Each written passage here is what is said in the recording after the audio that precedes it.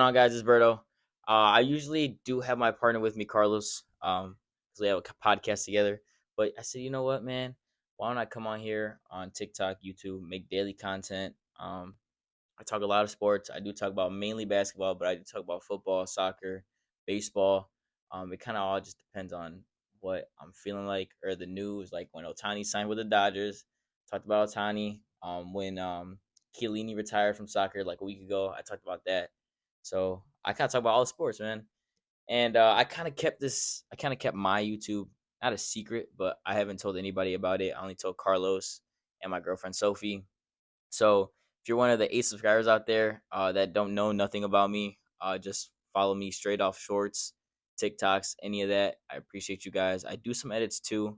I'm not that good at editing, but I'm trying to do my thing. But if you are one of those 8 subscribers that don't know nothing about me, just follow me straight off because you guys like my content. I really do appreciate it.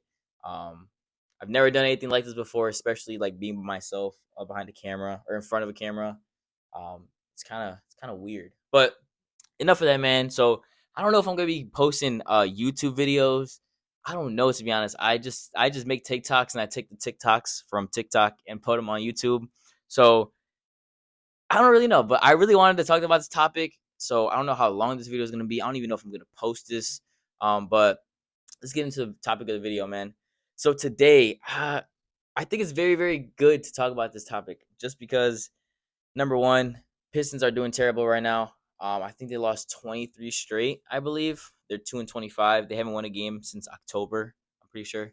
So they're 3 games away from being like the longest non-winning streak or whatever. Something you don't want to be a part of, basically. Excuse me, I had to burp. But so the topic of the video today is, man, I'm gonna be saying why the Pistons are in the worst basketball situation at the moment and why I think the Thunder are in the best situation, like in the NBA, out of all 32, 31 teams. Forgot the exact number. I think it's 30. I don't know. Don't call me on. But here's why, man. Obviously, like I said, bro, the Pistons are just straight up bad. They're 2-25. Only really bright spot is Cade Cunningham. He was their pick, I think I don't remember. It's probably three years ago, 4 years ago, maybe. Damn, there's no way it's going on 5, but it's 3 or 4, man. He's the only bright spot of that team. He's a killer, but it's just the spacing is bad. Jaden Ivey used to play last year. Now Monty Williams not benched him, but basically didn't play him. Took him out of the starting lineup, which is kind of a big mistake because I like Ivy. I think he's a really good point guard. I think he can bring a lot of things to the table. I think why not try him? I mean, you guys are 2-25. It's not like you guys are gonna do anything anyways. You know what I mean? So you might as well try him.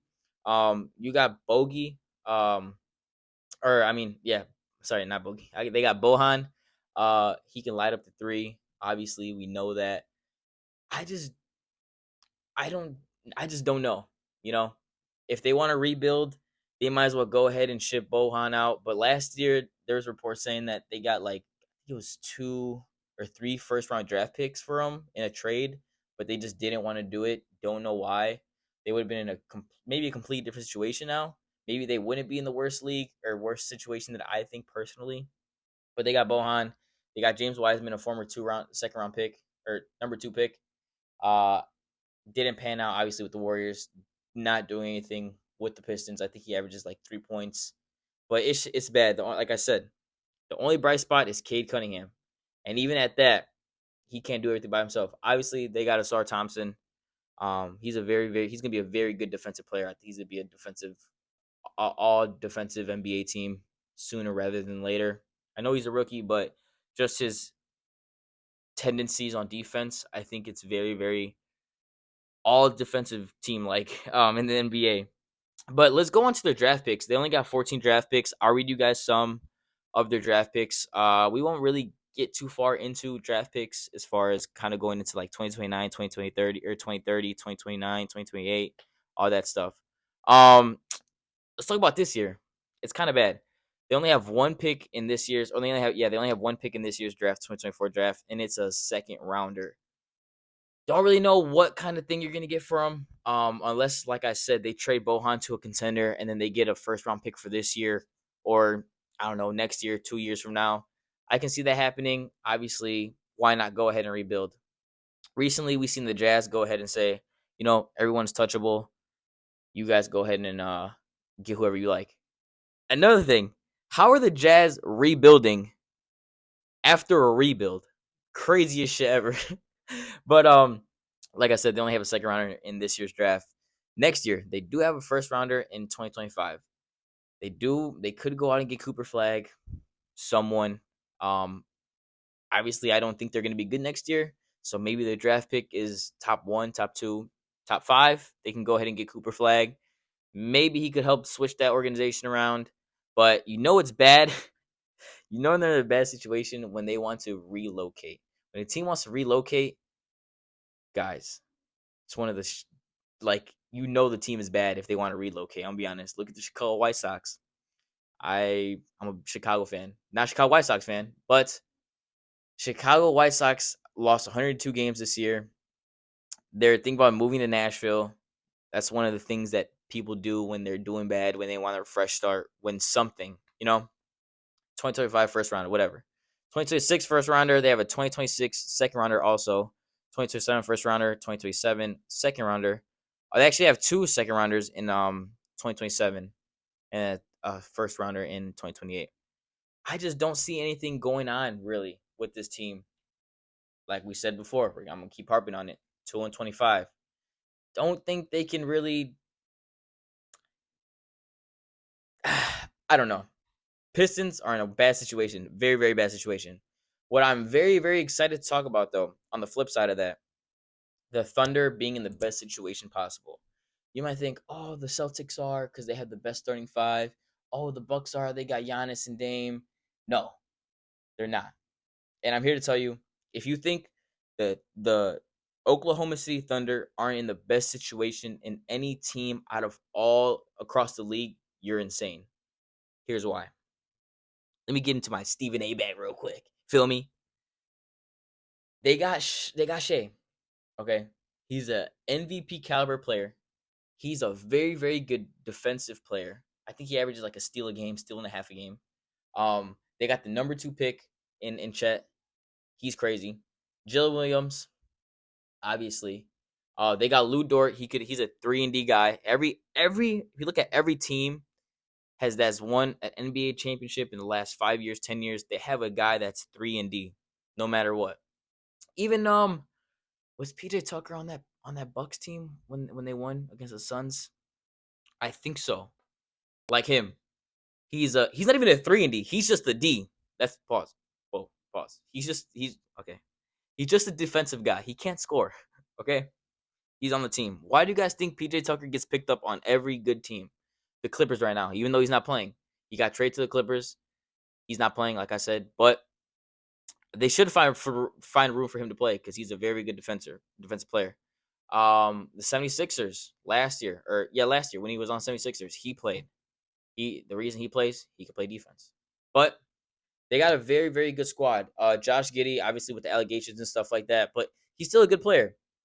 And I mean their bench too. They got Isaiah Joe. He could shoot the 3. They got Trey Man. He could shoot the 3. I mean, if you look top to bottom, I mean, and guys, I'm gonna say this. Keontae Johnson. I know. I'm pretty sure I'm saying his name right. Keontae Johnson. Yes, he played for Florida State. No, he didn't play for State. He played for Florida. He's the one that collapsed during the game. Guys, he's a good player. Don't get it wrong. If he can kind of find his footing, I know he's in the G League right now on a 2-way, but if he could find his footing, man, I don't know. I'm not gonna. I'm kind of reaching for the stars here, but he does. He is a very very decent player. I just think I'm reaching for the stars on that one. Okay, so don't quote me on that. But I mean, everybody knows they got Shea, bro. If you could build a good team around Shea, and they're doing it, they're all young. They're main thing. They're all young, very young core, and Shea's kind of like the vet of the team. They're in very good hands. As in lineup, right? Now, as we all know, they have 36 picks until 2030, guys. Just let that sink in. They have 37 picks. 36, sorry. They have 36 picks until 2030, guys. Let me read you some of these. Next year, 2024, they have 3 first rounders. Next year, they have 3 first rounders. They also have a second rounder in 2024. I can't believe I'm actually looking at this.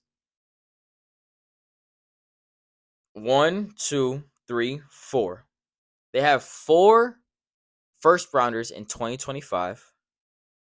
They have 1, 2, 3 second rounders in 2025. Guys, this is more first round picks than most teams have. Like, in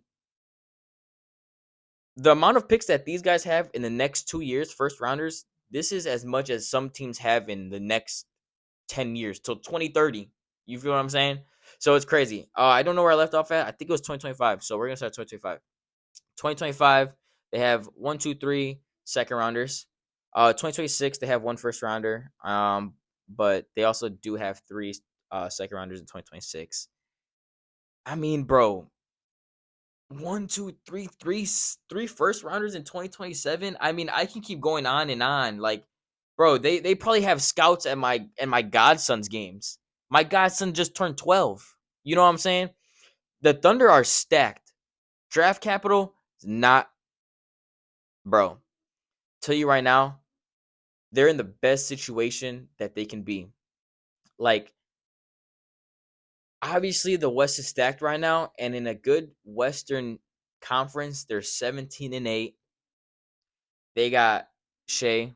I'm just gonna keep harping on Shea because he is an MVP caliber player. I know. I've been seeing this for, you could see last year, spurts of it 2 years ago.